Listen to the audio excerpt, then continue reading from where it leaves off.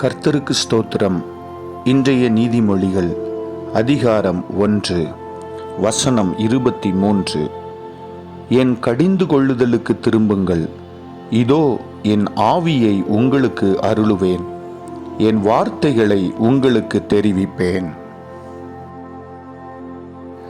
சங்கீதம் 103:9 சொல்லுகிறது, நம்முடைய கர்த்தர் எப்பொழுதும் கடிந்து கொள்ளுகிறவர் அல்ல,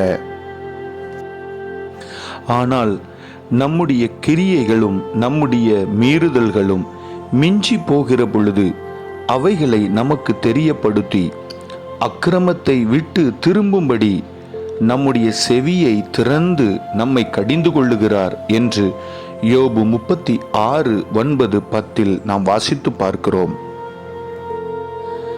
நான் நேசிக்கிறவர்கள் எவர்களோ அவர்களை கடிந்து கொண்டு சிட்சிக்கிறேன், ஆகையால் நீ ஜாக்கிரதையாயிருந்து மனம் திரும்பு என்று அல்லவோ நம்முடைய அன்பின் ஆண்டவர் வெளிப்படுத்தின விசேஷம் 3:19 சொல்லுகிறார்.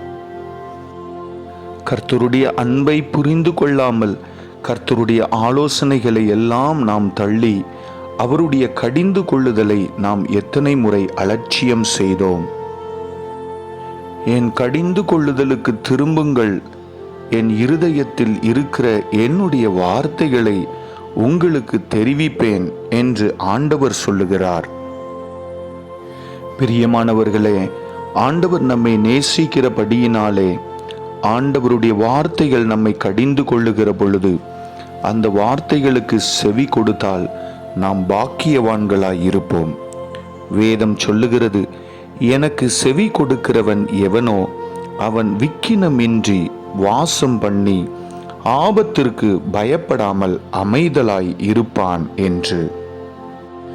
இன்றைக்கு தேவன் எனக்கு உணர்த்துகிற காரியத்திற்கு நான் செவி கொடுப்பேன் என்ற தீர்மானத்தோடு இன்றைய நாளை நாம் தொடங்குவோம்.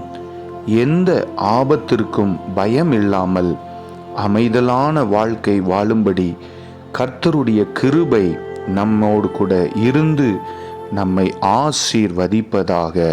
ஆமென்.